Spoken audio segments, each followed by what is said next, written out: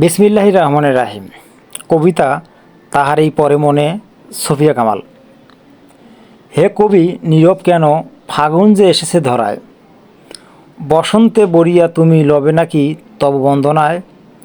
কহিল সে স্নিগ্ধ আখি তুলি, দক্ষিণ দুয়ার গেছে খুলি। বাতাবি লেবুর ফুল ফুটেছে কি আমের মুকুল। দক্ষিণা সমীর তার গন্ধে গন্ধে হয়েছে কি অধীর আকুল। এখনও দেখিনি তুমি, কহিলাম কেন কবি আজ এমন উন্মনা তুমি। কোথা তব নবপুষ্প সাজ। কহিল সে সুদূরে চাহিয়া, অলখের পাথার বাহিয়া। তরি তার এসেছে কি, বেজেছে কি আগমনী গান। ডেকেছে কি সে আমারে, শুনি নাই রাখিনি সন্ধান। কহিলাম ওগো কবি, রচিয়া লহনা আজ গীতি।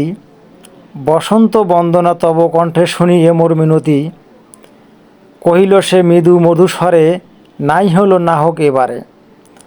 আমারে গাহিতে গান বসন্তে আনিতে বাড়িয়া।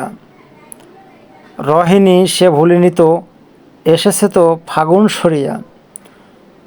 কহিলাম ওগো কবি, অভিমান করেছ কি তাই।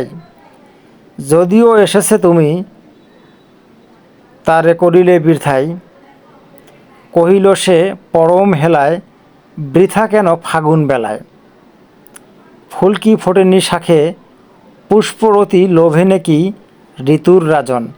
মাধবী কুড়ির বুকে গন্ধ নাহি, করে নাই অর্ঘ্য বিচরণ। হোক তবু বসন্তের প্রতি কেন এই তীব্র বিমুখিতা। কহিলাম উপেক্ষায় ঋতুরাজ কেন, কবি দাও তুমি ব্যথা। কহিল সে কাছে সরে আসি, কহিলি উত্তরি তলে মাঘের সন্ন্যাসী। গিয়াছে চলিয়া ধীরে পুষ্পশূন্য দিগন্তের পথে। গিয়াছে চলিয়া ধীরে পুষ্পশূন্য দিগন্তের পথে।